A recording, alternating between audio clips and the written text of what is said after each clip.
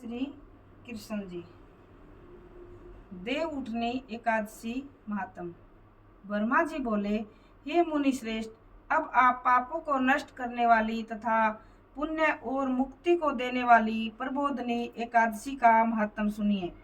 भागीरथी, गंगा तथा तीर्थ नदी, समुद्र आदि तभी फल देते हैं जब तक प्रबोधनी एकादशी नहीं आती।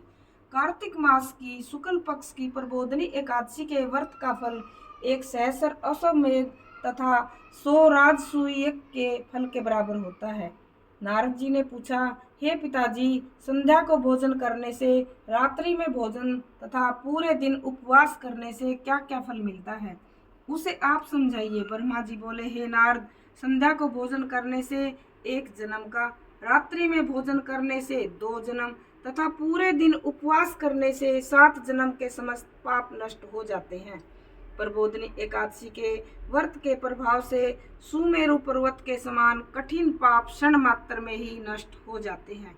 अनेकों पूर्व जन्म के किए हुए बुरे कर्मों को यह प्रबोधनी एकादशी का व्रत क्षण भर में नष्ट कर देता है। जो मनुष्य अपने स्वभाव अनुसार इस प्रबोधनी एकादशी का विधि पूर्वक व्रत करते हैं, उन्हें पूर्ण फल प्राप्त होता है। हे मुनीश्वर, जो मनुष्य श्रद्धा पूर्वक थोड़ा भी पुण्य करते हैं, उनका वह पुण्य पर्वत के समान अटल हो जाता है। जो मनुष्य हृदय के अंदर ही ऐसा ध्यान करते हैं कि प्रबोधनी एकादशी का व्रत करूंगा, उनके 100 जन्म के समस्त पाप नष्ट हो जाते हैं। जो मनुष्य प्रबोधनी एकादशी के दिन रात्रि को जागरण करते हैं, उनकी बीती हुई तथा आने वाली 10,000 पीढ़ियां विष्णु लोक में जाकर वास करती हैं और नरक में अनेक दुखों को भोगते हुए पितृ विष्णु लोक में जाकर सुख भोगते हैं। ब्रह्महत्या आदि के महान पाप भी प्रबोधनी एकादशी का व्रत करने से धुल जाते हैं। एकादशी के दिन रात्रि को जागरण करने का फल अश्वमेध आदि यज्ञों के फल से अधिक होता है। समस्त तीर्थों में जाने तथा गो, स्वर्ण, भूमि आदि के दान का फल कार्तिक मास की शुक्ल पक्ष की प्रबोधनी एकादशी के रात्रि के जागरण के फल के बराबर होता है। इस संसार में जितने भी तीर्थ हैं तथा जितने भी तीर्थों की आशा की जाती है, वे सब प्रबोधनी एकादशी का व्रत करने वाले के घर में रहते हैं। जो मनुष्य इस एकादशी के व्रत को करता है, वह योगी, तपस्वी, इंद्रियों को जीतने वाला होता है, क्योंकि यह एकादशी भगवान विष्णु को अत्यंत प्रिय है। इसके व्रत के प्रभाव से कायिक, वाचिक और मानसिक पाप नष्ट हो जाते हैं। इस एकादशी के दिन जो भगवान की प्राप्ति के लिए दान, तप, होम, यज्ञ आदि करते हैं, उन्हें अक्षय पुण्य मिलता है।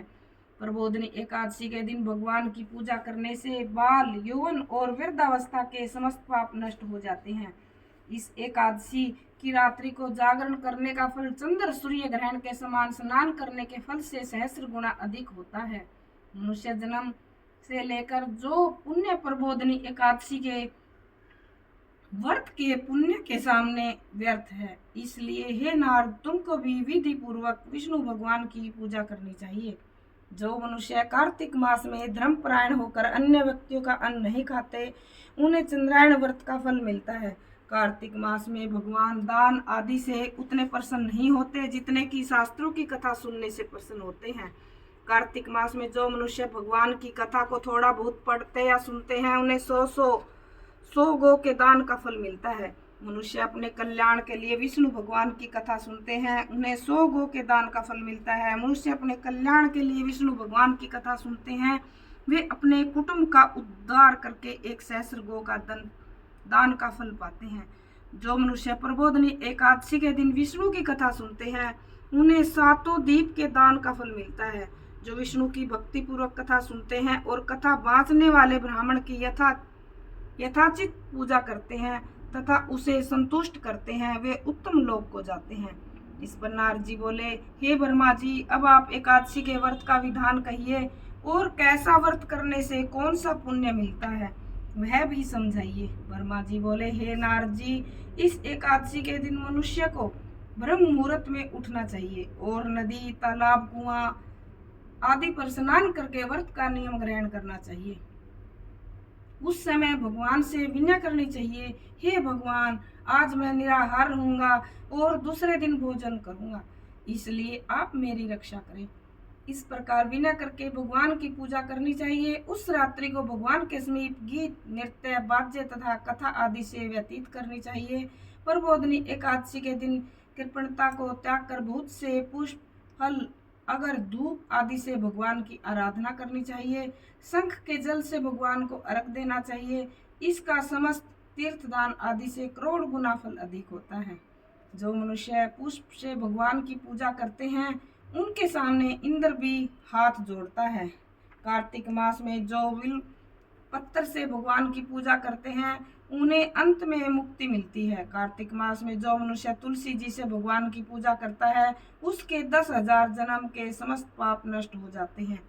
जो मनुष्य इस मास में श्री तुलसी जी के दर्शन करते हैं या छूते हैं या ध्यान करते हैं या रोपण या सेवा करते हैं वे 1000 कोटि युग तक भगवान के युग घर में रहते हैं। समस्त मनोकामनाओं को पूरा करने वाले भगवान कदम पुष्प को देखकर अत्यंत प्रसन्न होते हैं। यदि उनकी कदम पुष्प से पूजा की जाए तो यमराज के दुखों को नहीं पाते। जो गुलाब के पुष्प से भगवान की पूजा करते हैं उन्हें मुक्ति मिलती है। जो मनुष्य बकुल और अशोक के फूलों से भगवान की पूजा करते हैं वे अत्यंत काल तक शोक से रहित रहते हैं। जो मनुष्य विष्णु भगवान की सफेद और कनेर के फूलों से पूजा करते हैं भगवान अत्यंत प्रसन्न होते हैं। जो मनुष्य विष्णु भगवान की दुर्वा दल से पूजा करते हैं वे पूजा के फल से 100 गुना फल अधिक पाते हैं। जो भगवान की समी पत्थर से पूजा करते हैं वे भयानक यमराज के मार्ग को सफलता से पार कर जाते हैं। जो मनुष्य चंपक पुष्प से भगवान विष्णु की पूजा करते हैं वे आवागमन के चक्कर से छूट जाते हैं। जो मनुष्य स्वर्ण का बना हुआ केतकी पुष्प भगवान पर चढ़ाते हैं उनके करोड़ों जन्म के पाप नष्ट हो जाते हैं। जो मनुष्य भगवान के पीले और रक्त वर्ण कमल के सुगंधित फूलों से पूजा करते हैं उन्हें श्वेत द्वीप में स्थान मिलता है। इस प्रकार रात्रि में भगवान की पूजा करके प्रातःकाल शुद्ध जल की नदी में स्नान करना चाहिए। स्नान करने के पश्चात भगवान की पूजा करनी चाहिए। इसके बाद इस व्रत की समाप्ति पर ब्राह्मणों को भोजन कराना चाहिए और दक्षिणा देकर मीठे वाक्यों द्वारा सभा करनी चाहिए। इसके उपरांत भोजन, गौ और दक्षिणा से गुरु की पूजा करनी चाहिए। ब्राह्मणों को बहुत सी दक्षिणा देकर इस नियम को छोड़ना चाहिए। ब्राह्मणों को यथाशक्ति दक्षिणा देनी चाहिए। जिस ब्राह्मण को रात्रि में भोजन कराए उसे स्वर्ण सहित बैल दान करना चाहिए।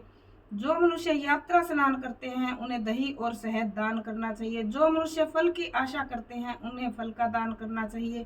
तेल की जगह घी और घी की जगह दूध और दूध अन्नों में चावल दान करना चाहिए। जो मनुष्य इस व्रत में भूमि शयन करते हैं उन्हें सब वस्तुओं सहित सिया दान करनी चाहिए। जो मौन धारण करते हैं उन्हें स्वर्ण सहित तिल दान करना चाहिए। जो मनुष्य दर्पण दान करना चाहिए। जो मनुष्य कार्तिक मास में उपनहा नहीं करते उन्हें उपनहा दान करना चाहिए। जो इस मास में नमक त्यागते हैं उन्हें शक्कर दान करनी चाहिए। जो मनुष्य नित्य प्रतिदेव मंदिरों में दीप जलाते हैं उन्हें स्वर्ण या तांबे के दिए को घी तथा बत्ती सहित दान करना चाहिए। जो मनुष्य चतुर्मास व्रत में किसी वस्तु को त्याग देते हैं उन्हें उस दिन से पुण्य ग्रहण करना चाहिए। जो मनुष्य प्रबोधनी एकादशी के दिन विधि पूर्वक व्रत करते हैं उन्हें अत्यंत सुख मिलता है और अंत में वे सुख हो जाते हैं। जो मनुष्य चातुर्मास व्रत को बिना किसी विघ्न के पूरा कर लेते हैं उन्हें फिर जन्म नहीं मिलता। जिन मनुष्यों का व्रत खंडित हो जाता है वह नरक को जाते हैं। जो इस एकादशी के महात्म को सुनता व उठता है उन्हें अनेक गोदान का फल मिलता है। हे भगवान, इस कथा को कहने वाले को, सुनने वाले को और हुंकारे भरने वाले को सभी को एकादशी के महात्म का सुख प्राप्त हो। बोलो एकादशी माता की जय।